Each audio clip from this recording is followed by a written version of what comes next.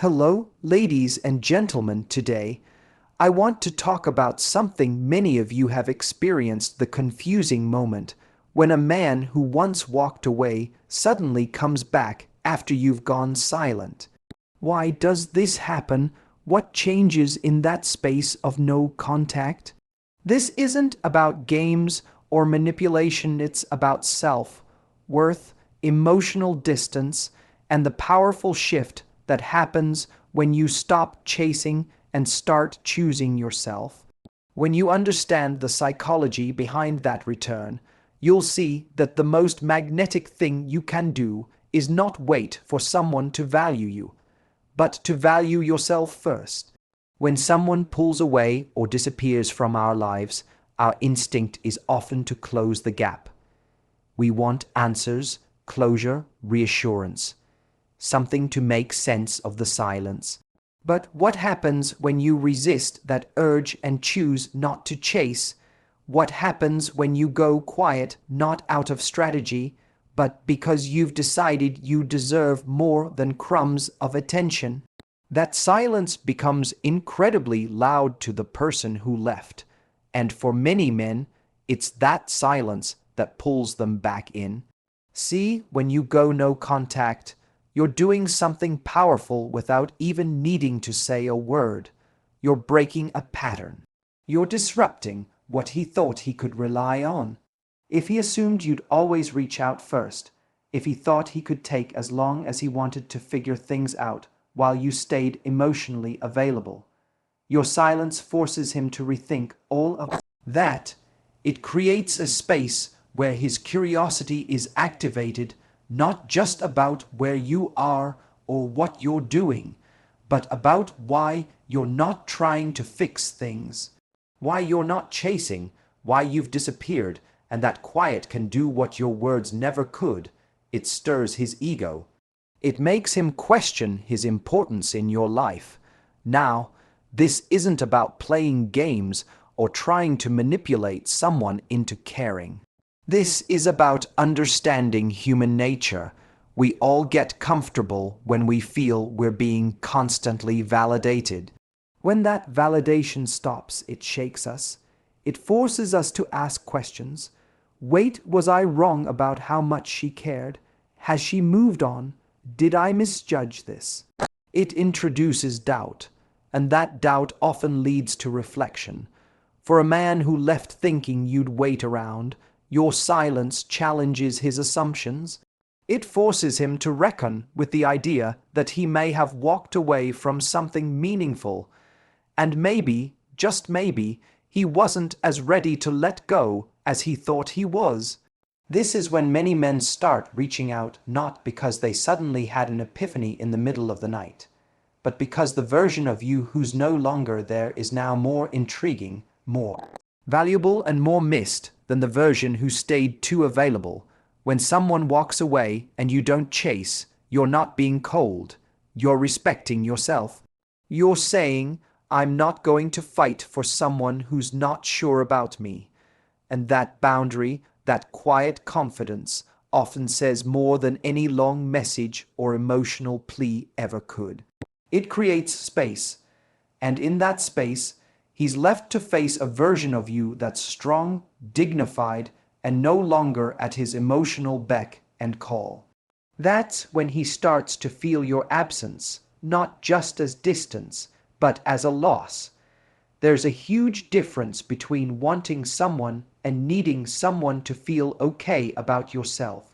And one of the most powerful shifts you can make after a breakup is realizing that your value was never tied to whether or not someone stayed. That's when everything changes, because the truth is, it's not desperation that draws someone back in its self-worth. A lot of people think that the way to get someone back is to convince them, to prove your love, to show how loyal you are. But when you're in that energy, when you're chasing, over-explaining, trying to win someone over, it doesn't come across as love. It comes across as fear, fear of not being enough, fear of being alone, fear that if they don't choose you, you're not worth choosing. And that fear repels more than it attracts. What actually pulls someone in, what makes a person stop and take notice, is when you show up for yourself. When you get up, even in the middle of heartbreak, and you start pouring into your own life again. When you stop obsessing over their decision and start making decisions for yourself. There's something magnetic about someone who isn't trying to prove anything. Someone who says, I love deeply, but I'm not going to abandon myself just because you don't see my worth right now. That kind of energy is rare, and rare gets attention. It makes someone stop and wonder what's changed. Because suddenly, you're not in the same place where they left you. You're not begging for answers. You're not staying stuck in the past. You're moving forward. And when you do that, you naturally create contrast. The version of you who was giving everything, who was always available, starts to fade, and a stronger, more centered version steps forward. That's the person they start to miss, not just because you were kind or loving, but because now you're living from a place of value. And here's the irony: when you finally stop trying to get them back, that's when many people come back. Because they can feel that shift. You're no longer saying, please pick me. You're saying, I've already picked me. And that quiet confidence, that unshakable self-worth, is so much more powerful than any words you could say. You don't need to scream your worth to be seen. You just need to embody it. Because the most attractive thing in the world isn't someone trying to be loved. It's someone who loves themselves enough to walk away when they're not being valued. One of the hardest things to do after a breakup is to create distance, not just physically, but emotionally. We want to stay connected, stay updated, stay close enough to feel like we haven't truly lost them. But the truth is, emotional distance is exactly what's needed, not to manipulate, but to heal. And strangely enough, it's that very space that often forces someone to reflect in a way they never would have if you'd stayed close. When you're still talking, still texting, still checking in or watching their stories, you're giving the illusion that nothing's really changed. And if nothing feels different, there's no reason for them to think deeply about what they walked away from. They don't have to miss you because in some way you're still there. They don't have to feel the cost of their decision because you're softening the landing for them. But the second you pull back, the second you take your attention and energy elsewhere, you allow reality to settle in. You create space, and in that space, reflection begins. People often need silence to hear themselves think. When you stop filling the air with your presence, your reassurance, your loyalty, they're left with their own thoughts. And those thoughts aren't always comfortable. That's when they start asking themselves the questions they avoided. Did I give up something too soon? Was I really ready to walk away? Why do I feel her absence more than I expected to? We all need moments where life forces us to sit still and face ourselves. And when someone feels the emptiness that used to be filled by your love, your energy, your presence, it can spark that moment. Not always, and not immediately, but often enough that it's worth letting the silence do its work. Because it's in the absence, not the presence, that we start to see things clearly. The problem is, most people never give that process a chance. They keep the connection alive, thinking it might lead somewhere, thinking it might keep the door open. But what they're really doing is protecting the other person from the full impact of losing them. And that doesn't serve either of you. Growth doesn't happen in comfort zones. It happens in the space between what we had and what we're willing to fight for again. So when you choose to create distance, not out of bitterness, but out of respect for yourself, You're actually giving them the opportunity to see you through a different lens. You're creating the environment for genuine reflection, and sometimes it's only in that silence that someone truly realizes what they had. Because if they never have to feel your absence, they'll never understand your value. When a relationship ends, there's often this silent, unspoken expectation that you'll still be there in some form, liking their posts, replying to the occasional text, or maybe even being open to talking things through whenever they are ready. And as long as you keep offering that emotional safety net, there's no urgency for them to reflect, no reason to really confront the consequences of their choices. But when that emotional connection is suddenly gone, when the support, the validation, the daily comfort you provided disappears, it leaves a space that's impossible to ignore. People get used to being emotionally fed by someone even after a breakup. They may not want the full relationship anymore, but they still want the warmth. They still want the reassurance that you care. But here's the thing. They don't get to keep that part of you if they're not showing up fully. You don't owe anyone continued emotional access when they've chosen to step away from the relationship. And when you finally pull that away, when you stop offering that quiet support in the background, they feel it. Hard, that absence becomes uncomfortable because they no longer have you as their emotional crutch. That little check-in they used to rely on, gone. That warmth in your voice, gone. That feeling of she'll always be there if I need her. Suddenly, it's not so certain, and that emotional distance acts like a mirror. It forces them to see what role you played in their life and what they're missing without it. They might not say it out loud, but the impact is real. When someone's no longer receiving your validation, they have to find it somewhere else, or confront the fact that they were relying on you for it more than they realized. That's often when the questions start creeping in. Why do I feel unsettled? Why do I keep thinking about her? Why am I checking if she's seen my story? It's because the steady stream of emotional support has stopped, and now they're having to sit with themselves. That's when real reflection happens, not during the casual texts, not when they know they can always circle back when it's convenient. But when the comfort is gone, that's when they start to realize how much of their emotional world was held together by your presence, even if they didn't acknowledge it at the time. You can't force someone to value you by being constantly available. Sometimes the most powerful thing you can do is take your energy back and let the silence speak for itself. That silence becomes the teacher, that void becomes the lesson, because when they no longer have your emotional presence, they're finally left to face their own.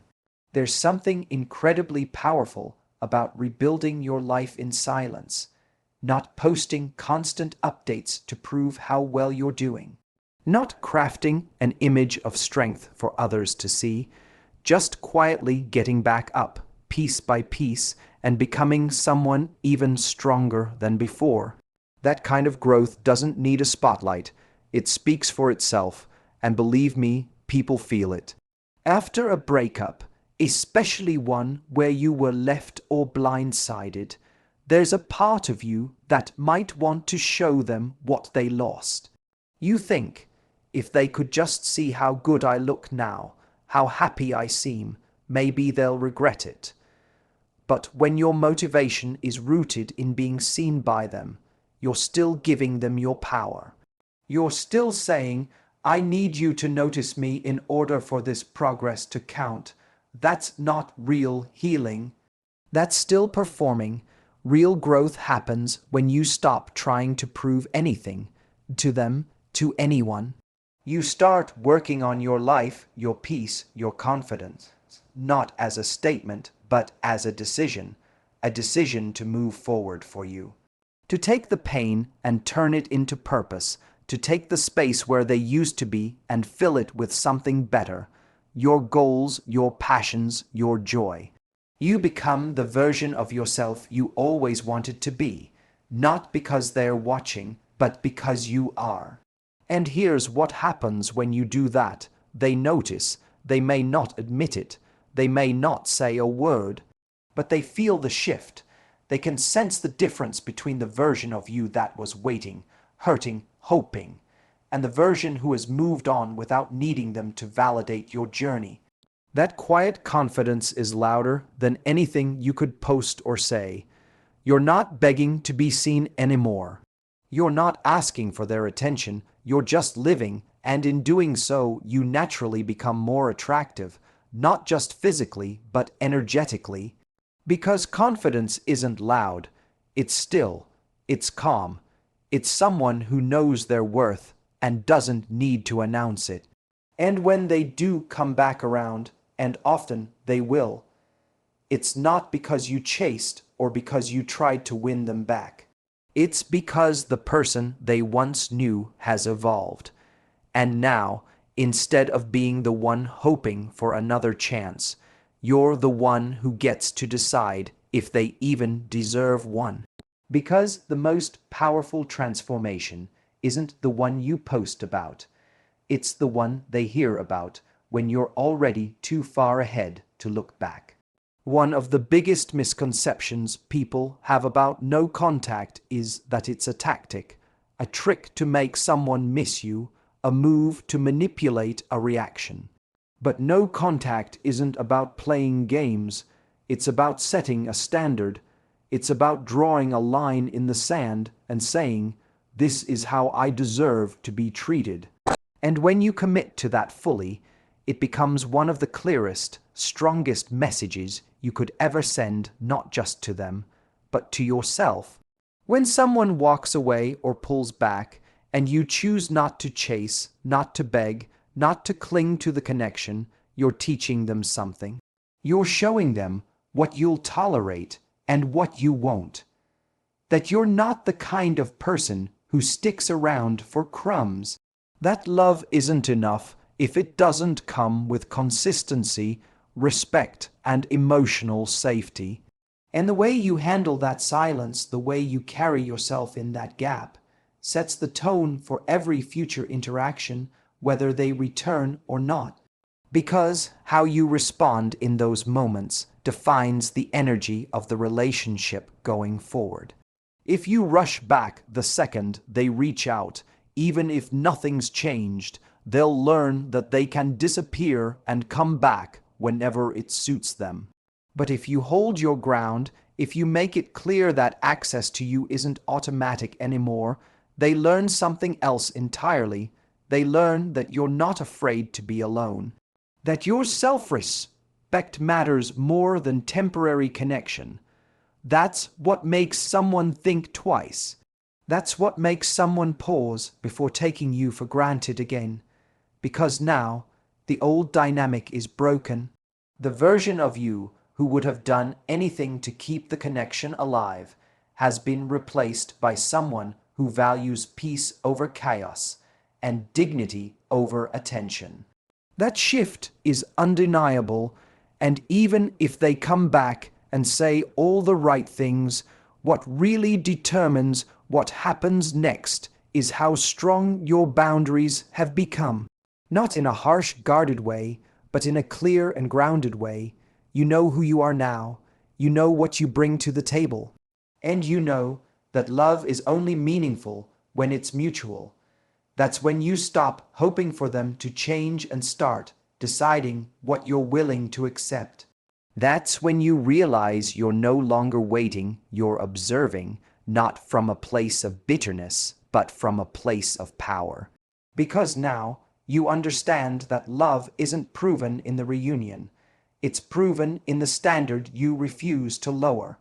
And if they return, they'll have to meet you there, or not at all.